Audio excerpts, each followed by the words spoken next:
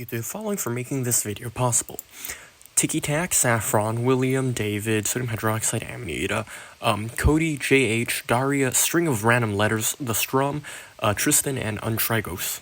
Welcome back, everyone, and today we'll be making a lot of bromine, because I need it for something, cubane, obviously. But, yeah, we're going to be doing it by a different method, using bleach as an oxidant, because I'm out of TCCA, it is expensive, and I have a lot of bleach lying around. And it actually doesn't take that much, surprisingly. So, yeah. My numbers to be... Holy shit, hell. Oh, my fume duct just fell off the roof. Let me go fix that. Okay, I just hooked it onto a random drop down ceiling. Hopefully it holds. Hopefully the ceiling doesn't drop. Ah, you see what I did there? It's a drop tile ceiling. I hope it doesn't drop. You know, it's a drop. We have 441 grams of sodium bromide, 2,084 grams of 7.55% sodium hypochlorite, chlorox bleach, and I weighed it out instead of measuring it by volume because I do not have a 3-liter graduate cylinder. And here we have about 150 milliliters of sulfuric acid, which represents a large excess because the bleach has sodium hydroxide in it. And yeah, so let's go ahead and get along with the reaction, I guess. So I have my heating mantle and my 3-liter reactor here. We're simply just going to add the bleach into it. And it's fine if you measure a bit too much bleach because the chlorine can be easily removed, which we'll be doing anyways, just to be sure. So there's our bleach. And now we add the sodium bromide. Nothing's gonna happen.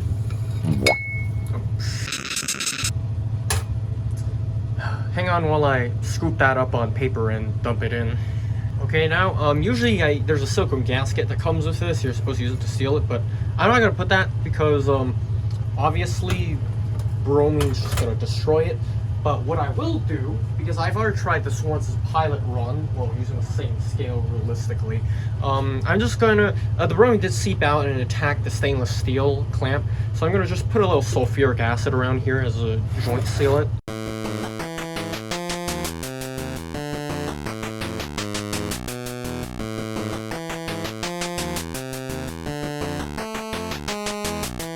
Now we're going to go ahead and add our sulfuric acid into the addition funnel. We will use it straight as concentrated. We don't need to dilute it because it honestly doesn't matter.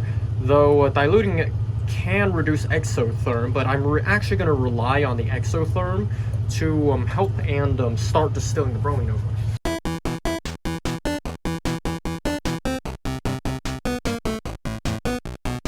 There's our apparatus. We have our bromide solution, which I'll get stirring. Okay, that looks like a good speed. We have our sulfuric acid and we have a distillation setup. So I'll go ahead and start adding the sulfuric acid in now. Lower the sash a bit. And you'll see we will start to get bromine. I'll turn the stirring on too. And you can see we have a reaction occurring. The freaking everything is shaking.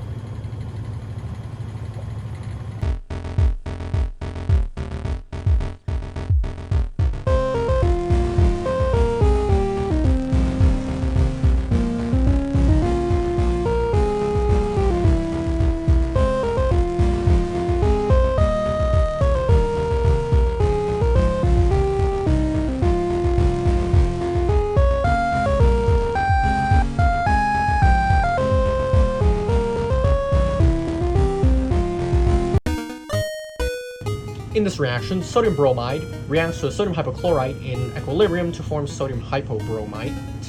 And hypobromite can then be protonated by sulfuric acid to yield hypobromous acid. And in the meantime, some sodium bromide then also gets protonated by sulfuric acid to yield hydrobromic acid.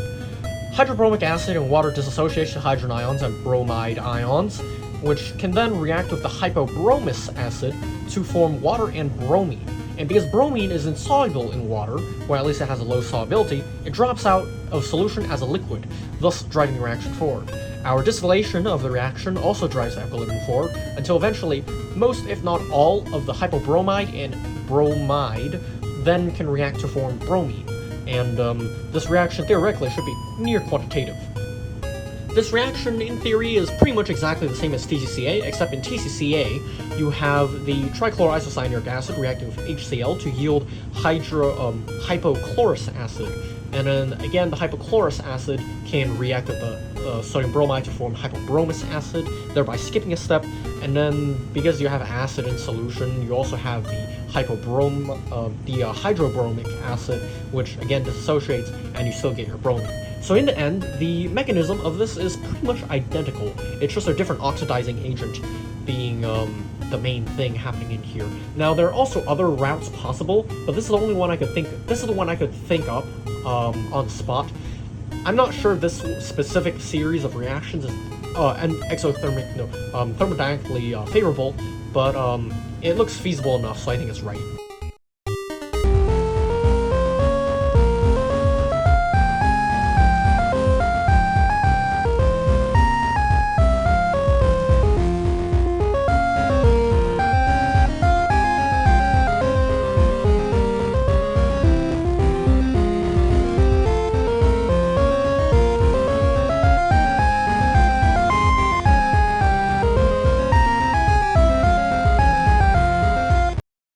Okay, pump is running. I'll increase the vacuum very slowly now. Just enough that I start seeing more boiling.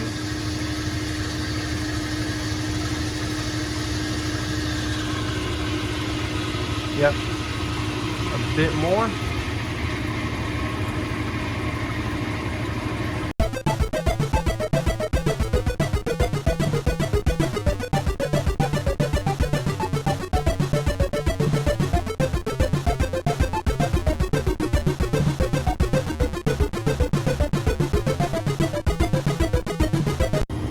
Call that good enough. I no longer see any droplets condensing there, so whatever amount is in there does not matter anymore.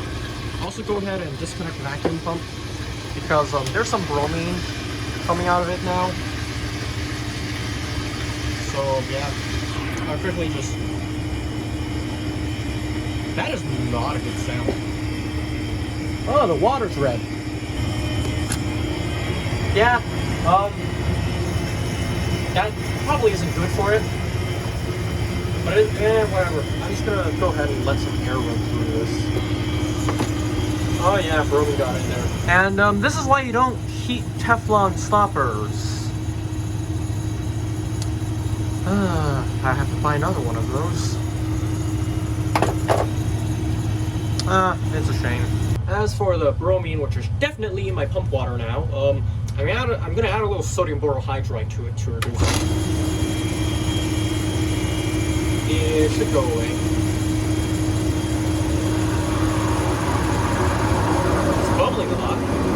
I can't tell if that's a good sign or not.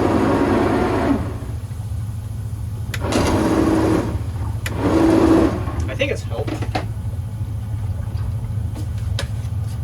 I'm gonna neutralize it before I dump the water out because I really don't want bromine water in my sink, especially when it's fuming. Sodium hydroxide.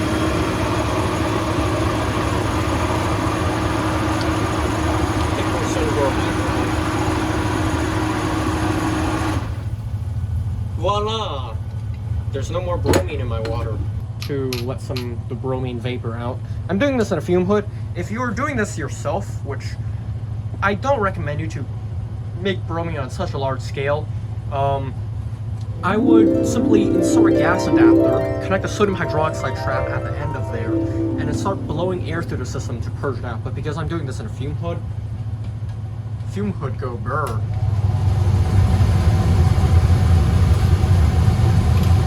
Bromine vapor is still denser than air though, but...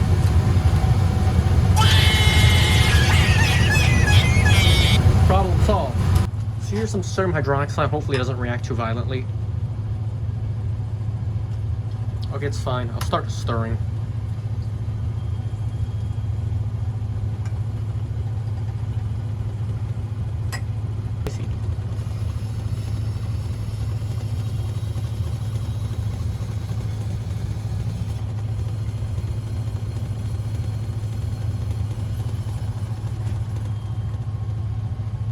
There you go, the bromine has been destroyed. You can see there's a lot of steam from the exotherm between the sodium hydroxide and the acid. So what I'll do is I'll simply tip this over. You can see the rest of the bromine just comes out. I'll go ahead and remove that now. Set that down carefully.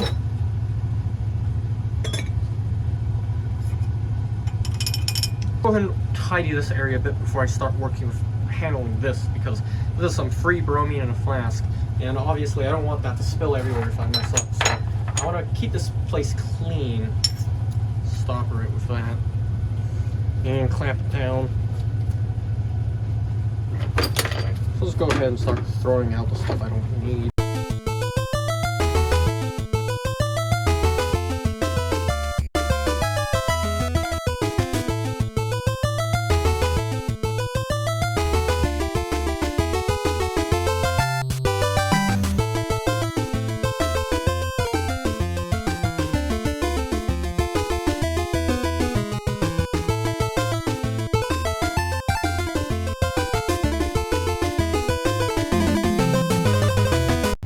First thing to know about my set funnel, it's a Teflon stopcock. Now, bromine actually goes through Teflon. It kind of diffuses through it. So what I've done is I've actually wetted it with some water. So if I go ahead and loosen it, you'll see there's some water in there. That kind of acts as a grease or a sealant. So that way the bromine will seep through much slower, and it also helps lubricate this thing so it spins around a lot easier. I'll go ahead and set this inside of a glass tray. My reasoning is that way if I spill anything, it will be contained, it will not splash out of the fume hood onto my lamp, which is obviously not desirable, especially when it's sulfuric acid and bromine and it's hot. So now we double check that this is closed, and I'll turn the fume hood to max and then pour this bromine in. So max power.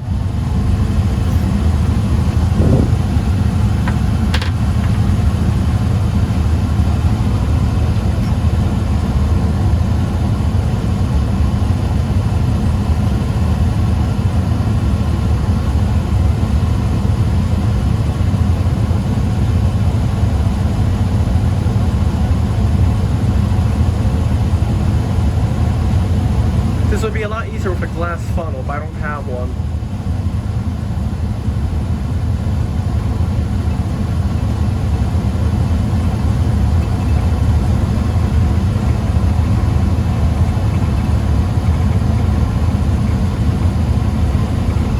I'll raise the sash up a bit too, because it's really not necessary to be that low. I'm also going to try and drain all the water out of here first. I'll go ahead and separate the bromine off now.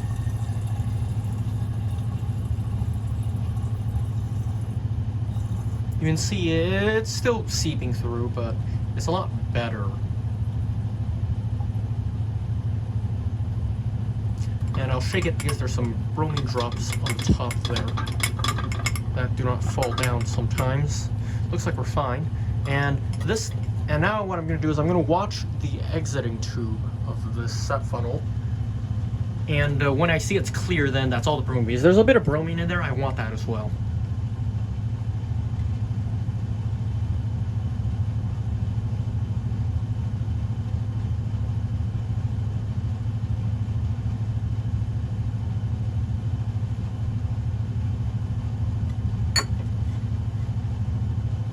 Okay, so that's all of the bromine. That'll do.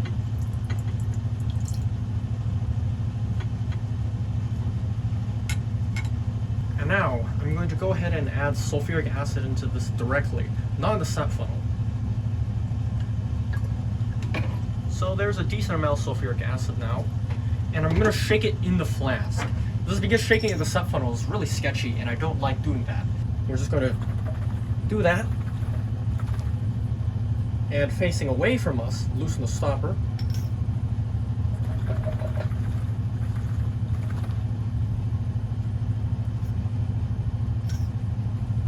So there we go. Now it's dried, and I'll pour it back into the set funnel so you can drain the lower bromine layer off.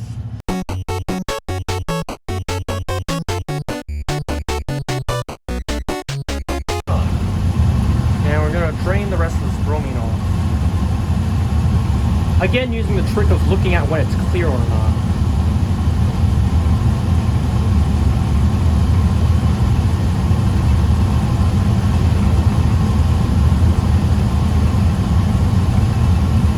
Why are my lamps flickering? And again, I'll go ahead and do that so I'm not getting droplets from the top down.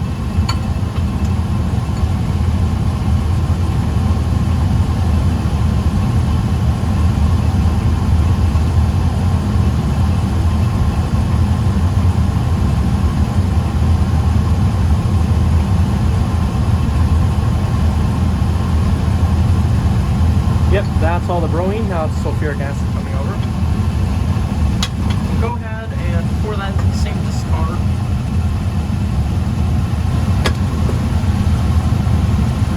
Sodium hydroxide.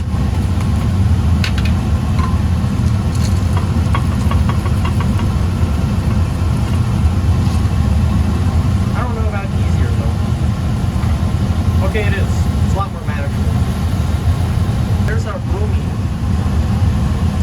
And to this, I'm going to add some more bromine, HBr. I just want it to be chlorine free, so I'll go ahead and add a little bromide. That's a big lump. Move that.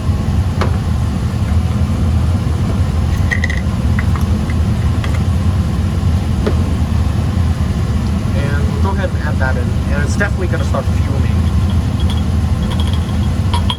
Damn you, bromine. Why does it do this? It's done this twice now.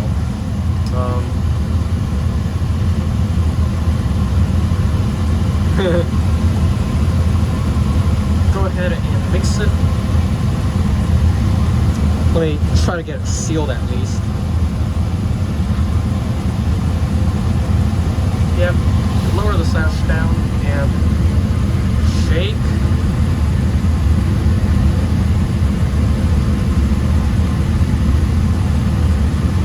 There we go. So now we have chlorine-free bromine.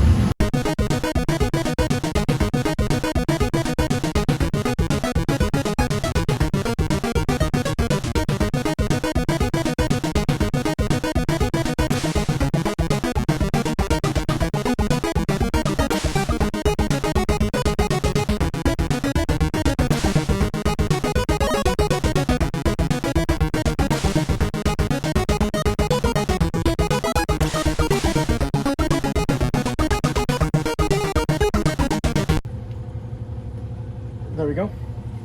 And the bromine's starting to distill now, you can see. Get this out of the camera's way.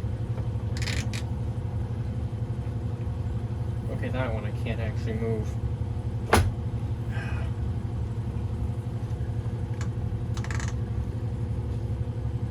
There we go. And I hope it along with heat gun. Because, again, low boiling point, but it's still... I'm impatient, I want it now, so we're just gonna go ahead and heat it up and help it.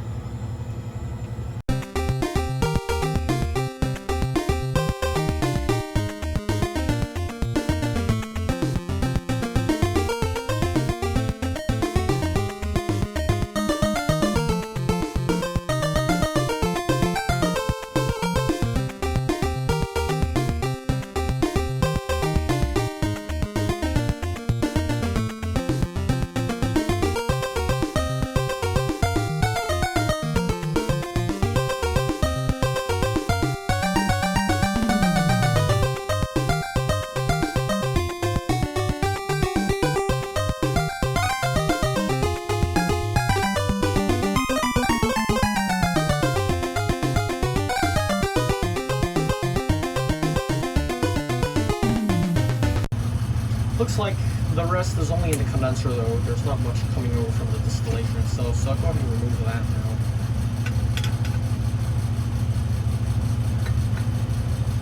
now. And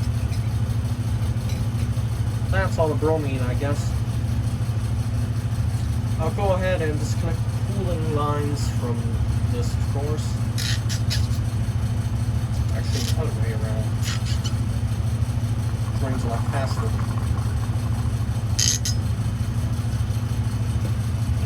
And go ahead and clear the bromine vapor out of this, so I can actually clean my glassware. Excellent. I don't know what the yield is, I didn't measure it, but it looked about 100 milliliters, which is close to what I was expecting. I was expecting about 113, I think. Shut up. So, yeah, now I have a total of 200 milliliters of bromine. Is that 200? I don't know. But, yeah, this is a decent amount of bromine. I'm really afraid of shaking this, by the way. This is really dense. You can feel it sloshing like mercury. I'm afraid I might bust the bottom of this bottle out. Yeah, that's a bit better. Now I can shake it as much as I want. But, yeah. So you'll be using this in the dioxane synthesis. Not dioxane, cubane synthesis. Which, it's going to be coming back this year. You'll see I'm going to set this bromine down now. You'll see I went back and made a lot of the ketal a while ago. So we'll be proceeding again, doing every single step. But I'm gonna not make a video where I scale everything up. I'm just gonna do this stuff off camera.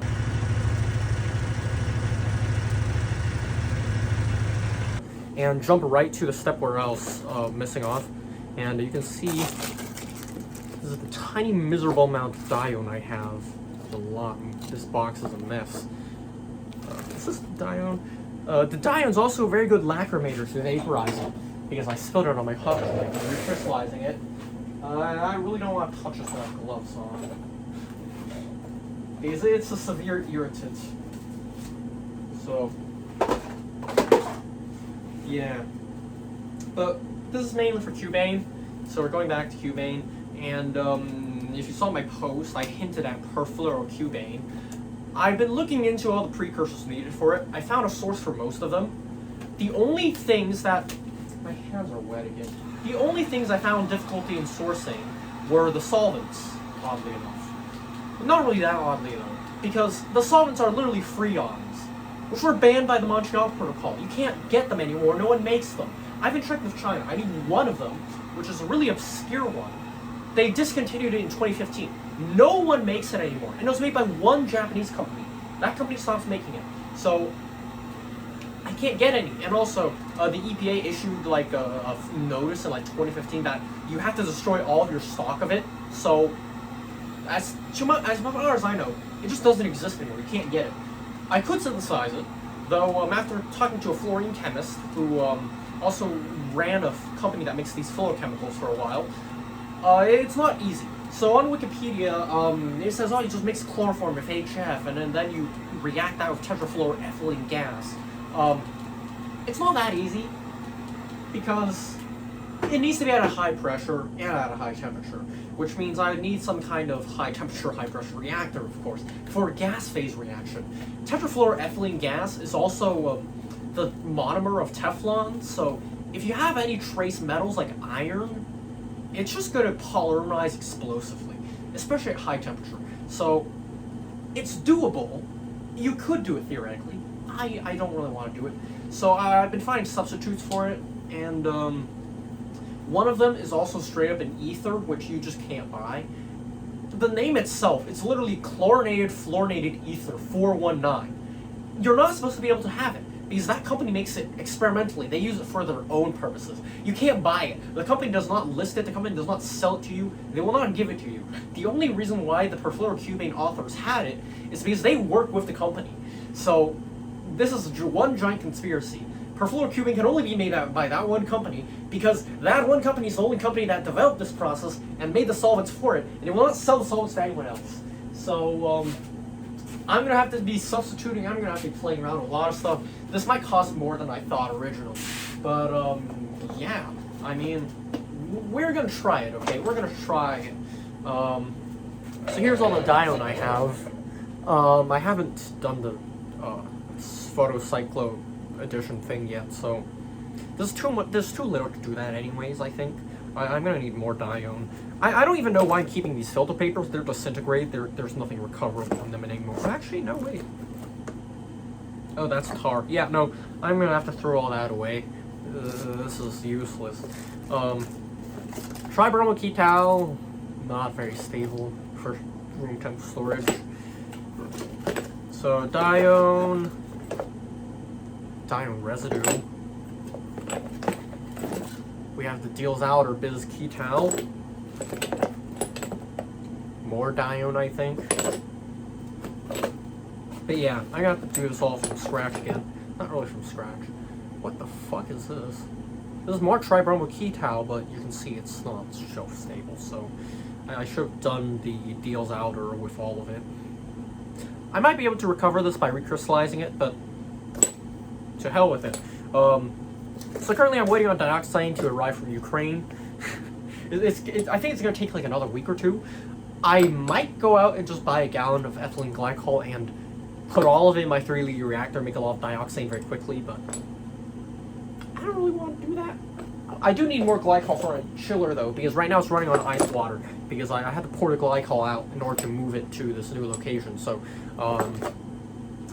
I think I'll go out and buy 2 gallons of new antifreeze, one to go in there and one to make dioxane with. The dioxane, I figured out a way to purify it without sodium. It's going to be a less pure grade, but it's going to work fine. And I think today it's still it's not light out, is it? It's not light out. I'm going to go ahead and vacuum distill this because you can see it's gone. It's yellow. It was originally yellow because I didn't purify it very well. But now that I have that vacuum regulator for vacuum distillation, it's going to be a lot better. So this is hopefully not going to foam all over again. Because I did that multiple times. I hate that. I hate vacuum distillations. But so I'm going to go ahead and distill this 175 mil? Yeah, 75 mil.